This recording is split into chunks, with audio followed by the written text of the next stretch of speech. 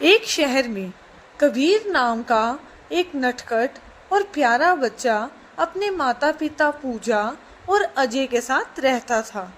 कबीर की जिंदगी में सबसे बड़ा त्योहार गर्मियों की छुट्टियां होती थी, क्योंकि हर साल वह अपने नाना नानी के गांव वाले घर जाता था।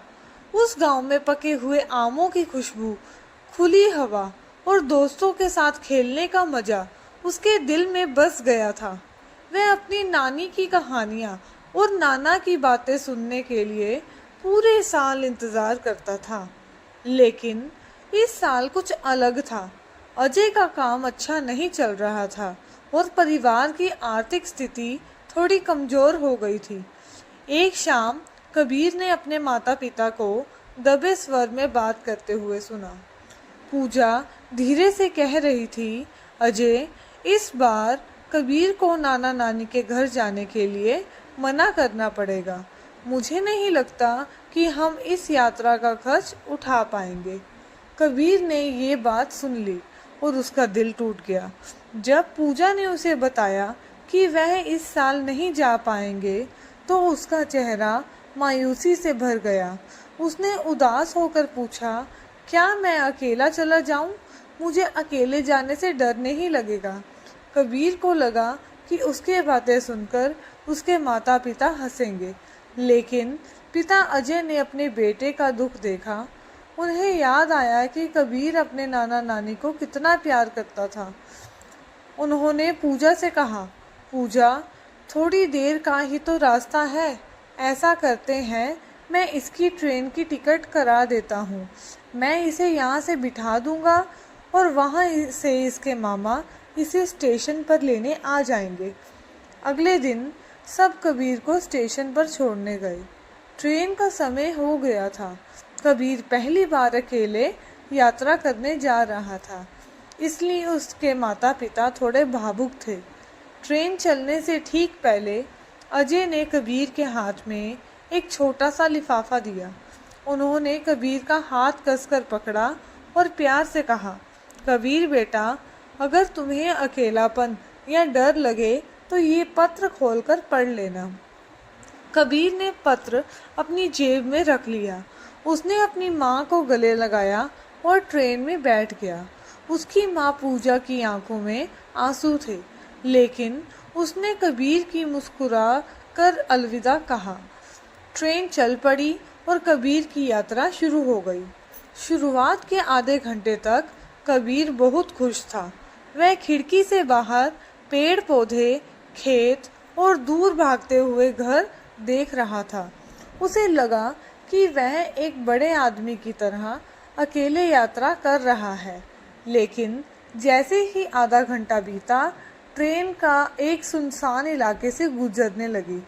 बाहर की हरियाली कम हो गई और सन्नाटा छा गया।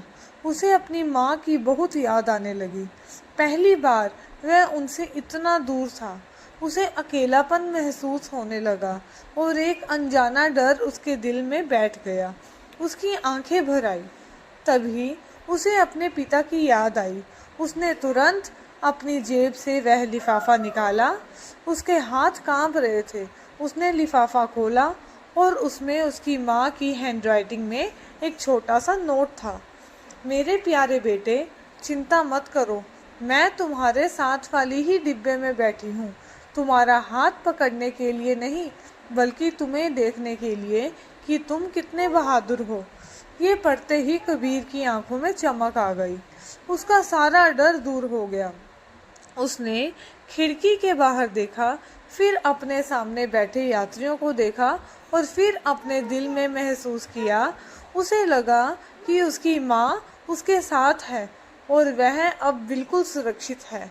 जब कबीर अपने नाना नानी के स्टेशन पर पहुंचा, तो उसके मामा उसे लेने आए। मामा ने उसे गले लगाया और पूछा, कैसी रही तुम्हारी यात्रा?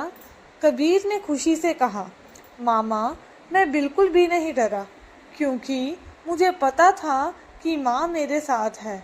तभी मामा मुस्कुराए और कहा, कबीर, तुम्हारी माँ तो तुम्हारे पापा के पास ही है, वह यहाँ नहीं आई। कबीर ये सुनकर हैरान रह गया। मामा ने उसे समझाया, बेटा तुम्हारी माँ ने यह पत्र इसलिए लिखा था ताकि तुम्हें हिम्मत मिले। वह जानती थी कि तुम डरोगे, इसलिए उन्होंने तुम्हें ये विश्वास दिलाया कि वह तुम्हारे साथ है। उन्होंने तुम्हें ये सिखाया है कि कुछ रिश्ते ऐसे होते हैं जिन्हें हम महसूस करना होता है, ना कि देखना। मामा ने आगे कहा, जीवन में भी ऐसा ही होता है। हमें ऐसा ही समझना चाहिए कि भगवान हर तरफ है और वह हमेशा हमारे साथ हैं। हमें सिर्फ उन पर विश्वास करना होता है, तो हमें कभी भी डर नहीं लगेगा। कबीर को अपनी माँ की बात समझ आ गई। उस दिन उसने सीखा कि विश्वास की ताकत कितनी बड़ी होती है और ये भी कि भगवान हमेशा हमारे साथ होते हैं, बस हमें उन्हें महसूस करने की ज़रूरत होती है। हमें विश्वास रखना चाहिए कि जो हमारे लिए सबसे ज़रूरी है वह हमारे साथ है। अकेलेपन में भी हमें अपने साहस को नहीं छोड़ना चाहिए। माता पिता का प्यार हर मुश्किल में हमारा सहारा होता है। दोस्तों, ये कहानी आपको कैसी लगी? क्या आप भी मानते हैं कि कुछ लोगों के लिए इज्जत पैसों से ज़्यादा अहमियत रखती है? अपनी राय हमें कमेंट सेक्शन में ज़रूर बताना। अगर आपको ये कहानी पसंद आई हो तो इसे लाइक करें, अपने दोस्तों और परिवार के साथ शेयर करें और हमारे चैनल को सब्सक्राइब करना बिल्कुल ना भूलें।